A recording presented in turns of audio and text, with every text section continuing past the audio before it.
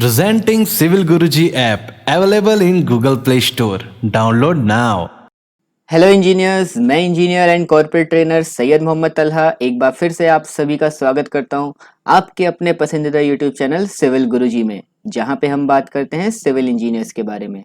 जैसे कि इंजीनियर्स हमने पिछली वीडियो में देखा था कि जो हमारे बेसिक और इम्पोर्टेंट पॉइंट्स गिवन थे हमारे IS 456 2000 में, उसको हमने कैसे समझा और उसके बारे में कैसे सीखा। आज की इस वीडियो में मैं आपके लिए कुछ और नए इंपॉर्टेंट पॉइंट्स लेके आया हूं हमारे IS कोड से, लेकिन आज का IS कोड हमारा थोड़ा सा डिफरेंट होगा। आज हम बात करेंगे अपनी बीम्स के डिटेलिंग के बारे में कि जो जो हमारे इंपॉर्टेंट पॉइंट्स रिलेटेड है हमारी बीम से, उसके बारे में हम आज जानेंगे। तो इंजीनियर्स, आज हम जो कोड पढ़ने वाले हैं वो है हमारा IS कोड 13920 जिसमें हमें ये बताया गया है कि हमारे अर्थक्वेक रेजिस्टेंस जोन में हमें अपनी बीम को कैसे डिजाइन करना है। ये बेसिक पॉइंट्स जो हमारे IS कोड में गिवन है, ये हर एक सिविल इंजीनियर को पता होना चाहिए, भले ही आप एक फ्रेशर सिविल इंजीनियर हो या एक एक्सपीरियंस सिविल इंजीनियर हैं। ये जो टेक्निकल पॉइंट्स जो हमारे IS कोड 13920 में दिए गए हैं, ये आपके इंटरव्यू के पॉइंट ऑफ व्यू से भी बहुत इंपॉर्टेंट है, तो आप ध्यान से समझिएगा इन पॉइंट्स को। तो चलिए वीडियो को स्टार्ट करते हैं।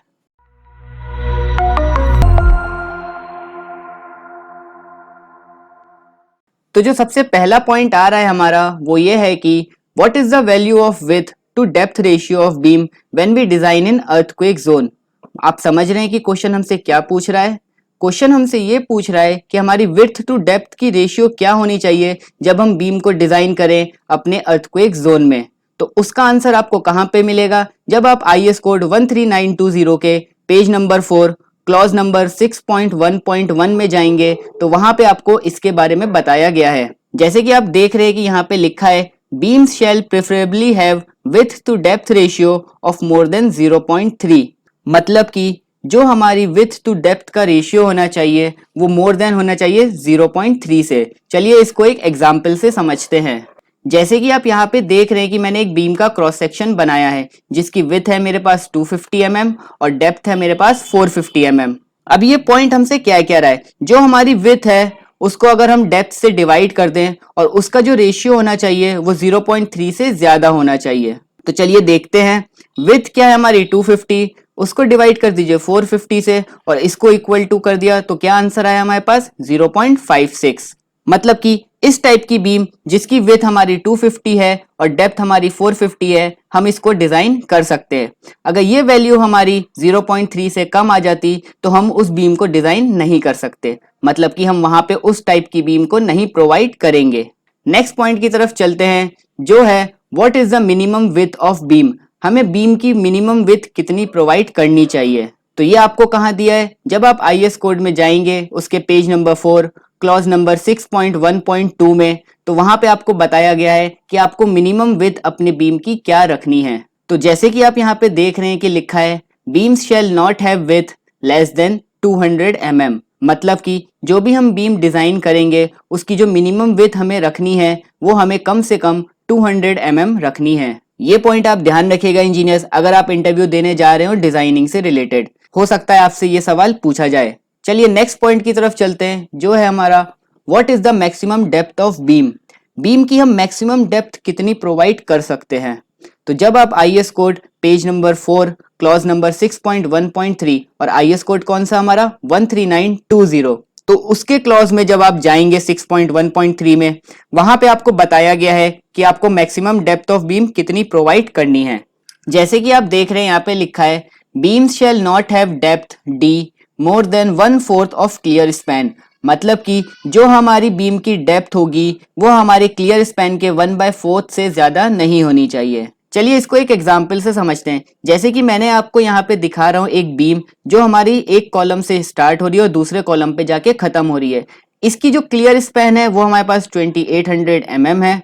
तो इसका क्या करना है, हमें 1/4 करेंगे, उससे ज्यादा की डेप्थ की बीम हम नहीं प्रोवाइड कर सकते। मतलब कि मैक्सिमम डेप्थ जो होगी हमारी बीम की वो 1/4 ही होगी इसकी। जब हमने इसका 1/4 किया तो आया हमारे पास वैल्यू 700 mm। मतलब कि हम 700 mm से ज्यादा की डेप्थ की बीम नहीं प्रोवाइड कर सकते। हालांकि इतनी डेप्थ की भी बीम हम नहीं प्रोवाइड करेंगे, लेकिन एक हमारे पास लिमिट आ गई है कि हमें इससे ज्यादा नहीं प्रोवाइड करनी है किसी भी केस में। चलिए आगे देखते हैं। This may not apply to the floor beam of frame staging of elevated RC water tanks. मतलब कि जो हमारे आरसी वाटर टैंक्स होते हैं, मतलब कि रीइंफोर्स कंक्रीट वाटर टैंक, उसके लिए ये वैल्यू एप्लीकेबल नहीं है। मतलब कि उसकी डेप्थ हो सकती है इससे ज्यादा भी हो, तो वहां पे ये रूल फॉलो नहीं होगा। आई होप आपको समझ में आया होगा कि मैं क्या कहना चाह रहा हूं। चलिए अपने नेक्स्ट पॉइंट की तरफ चलते हैं, जो है हमारा what is the minimum number and dia of reinforcement bars we shall used in beams. ये भी एक बेसिक और बहुत इंपॉर्टेंट क्वेश्चन है आपका इंटरव्यू के हिसाब से भी, तो आप ध्यान से समझिएगा क्वेश्चन हमसे क्या कह रहा है। क्वेश्चन पूछ रहा है हमसे कि हमें कितनी नंबर ऑफ बार्स प्रोवाइड करनी चाहिए मिनिमम, एंड उसकी डाया क्या होनी चाहिए जो हम अपनी बीम्स में प्रोवाइड करेंगे। तो इसका भी आंसर आपको दिया हुआ है हमारे IS कोड 13920 के पेज नंबर 5 क्लॉज नंबर 6.2.1 के ए में। जैसे ही आप क्लॉज नंबर 6.2.1 में जाएंगे और उसका ए पॉइंट देखेंगे तो वहां पे आपको लिखा हुआ मिलेगा beams shall have at least 12 mm diameter bars each at the top and bottom faces. मतलब कि इंजीनियर्स कि हमें कम से कम 12 mm डायामीटर की बार तो प्रोवाइड करनी है। मतलब जो डाया की बार हम यूज करेंगे अपने बीम में, उसका जो डाया होना चाहिए वो 12 mm का होना चाहिए, और मिनिमम 2 बार्स हम टॉप में प्रोवाइड करेंगे एंड बॉटम में भी 2 बार्स प्रोवाइड करेंगे। उसके अलावा भी हम प्रोवाइड कर सकते हैं अगर हमें जरूरत पड़ेगी, लेकिन 2 बार्स तो आपको टॉप में और 2 बार्स बॉटम में देनी तो जरूरी है। जैसे कि इंजीनियर्स आपने देखा कि कितनी आसान और सिंपल लैंग्वेज में हमें हर एक चीज समझाई गई है हमारे IS कोड में।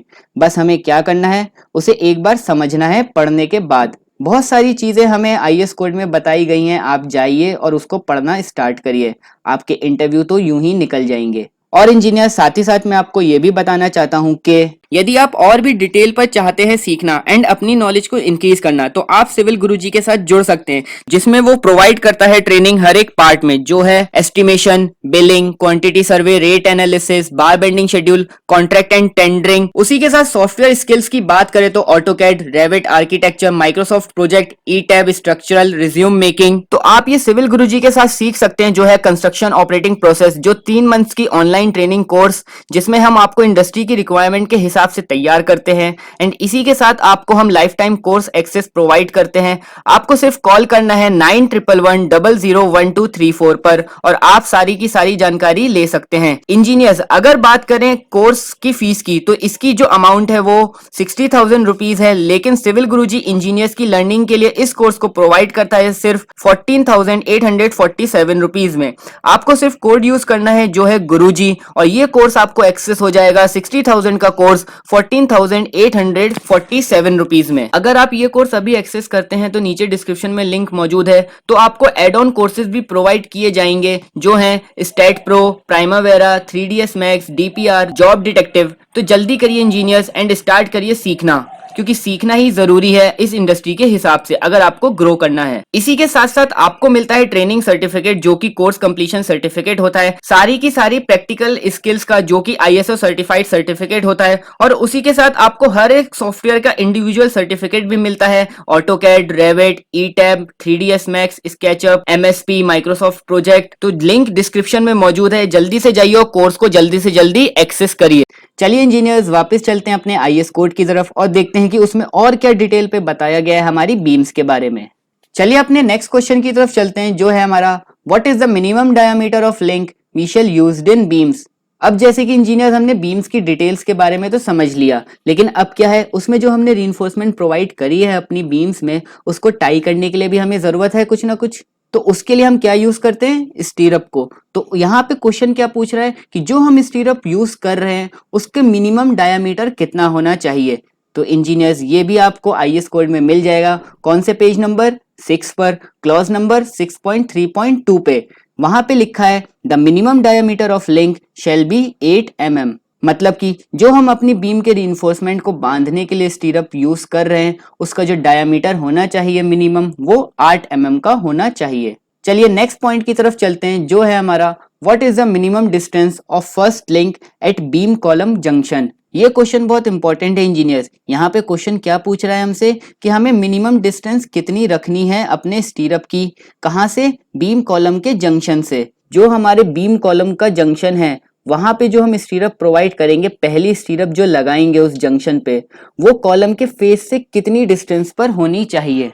इसका भी आंसर आपको आईएस कोड में गिवन है। चलिए देखते हैं कौन से पेज नंबर पे। जब आप आईएस कोड के पेज नंबर 7 क्लॉज नंबर 6.3.5.1 पर जाएंगे तो वहां पे आपको इसका भी आंसर मिल जाएगा।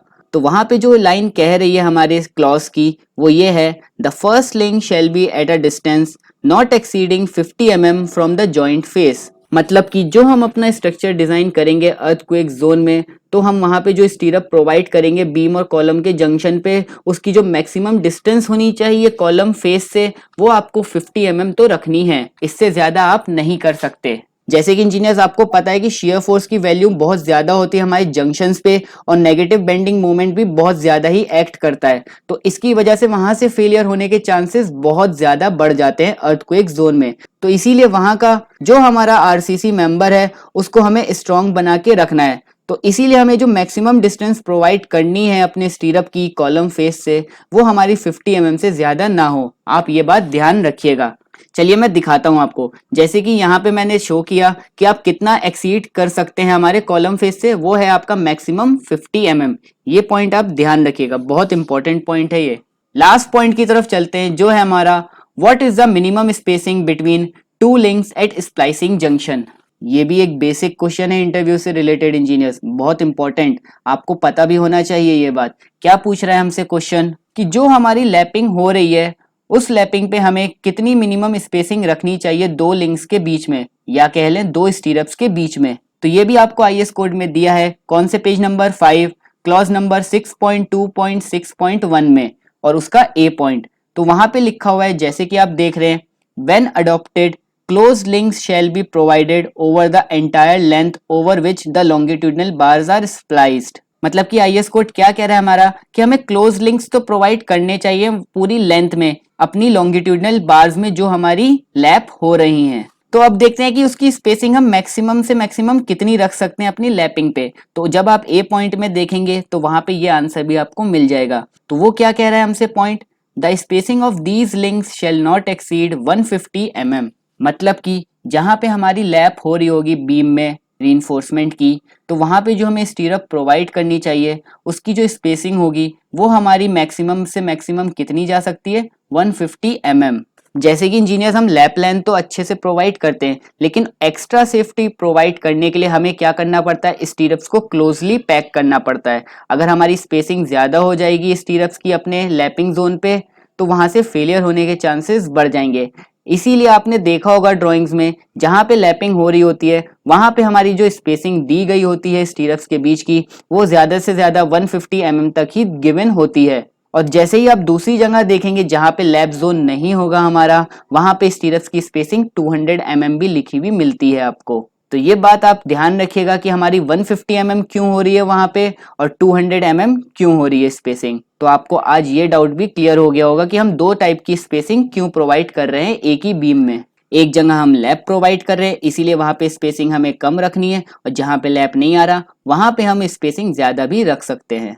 आई होप इंजीनियर्स आपको आज की भी वीडियो अच्छी लगी होगी, आपको कुछ और नई बातें समझ में आई होंगी हमारे बीम से रिलेटेड, और आपको पता चला होगा कि कितना इंपॉर्टेंट है हमारे लिए आईएस कोड को पढ़ना। ऐसे ही आगे भी मैं आईएस कोड से रिलेटेड और भी नई नई वीडियोस लेके आता रहूंगा। अगर आपको कोई स्पेसिफिक आईएस कोड से रिलेटेड वीडियो चाहिए तो आप कमेंट बॉक्स में मुझे बता सकते हैं, मैं उस टॉपिक से भी रिलेटेड और उस आईएस कोड से भी रिलेटेड वीडियोस आपके लिए लेके आता रहूंगा। तब तक के लिए वीडियो पसंद आई हो तो वीडियो को लाइक करिएगा, साथ ही साथ वीडियो को शेयर करिएगा जिससे ये हमारे बाकी साथी इंजीनियर्स तक भी नॉलेज पहुंच सके। और चैनल को अभी तक सब्सक्राइब नहीं किया है तो जरूर सब्सक्राइब करिएगा। तब तक के लिए करना है कुछ खास तो चले हमारे साथ सिविल की बात गुरु जी के साथ। जय हिंद, जय भारत।